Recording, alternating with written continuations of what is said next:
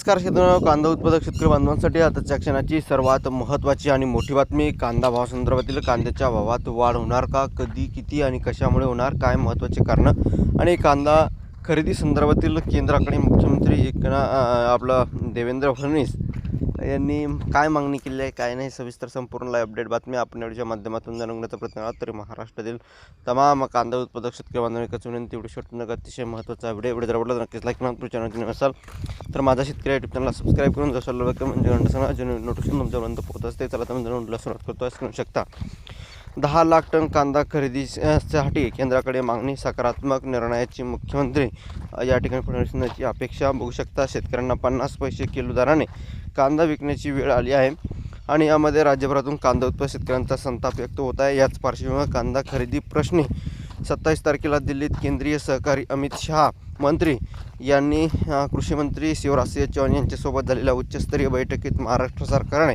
केलेल्या महत्त्वाच्या मागण्या करण्यात आल्या. या महत्त्वाच्या म्हणजेच नाफेड आणि NCF यांच्याकडून कांदा खरेदी ही बाजारातून झाली पाहिजे.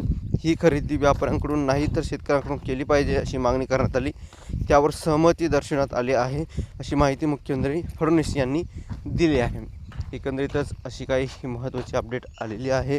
त्याच मित्रांनो, कांद्याच्या निर्यातीवर कोणतीही बंदी नाही, ती घालण्यात येणार नाही.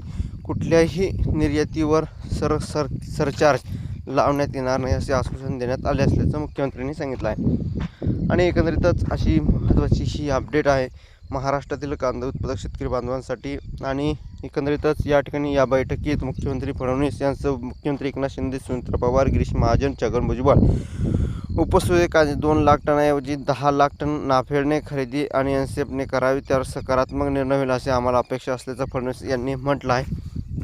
ज्या काही महत्त्वाच्या अपडेट असतात, महत्त्वाच्या घडामोडी असतात, त्या आपण वारंवार घेऊन येत असतो. तशीच ही महत्त्वाची लाईव्ह अपडेट कांदा उत्पादक शेतकऱ्यांसाठी, कांदा उत्पादक शेतकऱ्यांसाठी मदत व्हावी आणि कांद्याचे भाव स्थिर राहावेत यासाठी उपाययोजना सुचवल्या आहेत.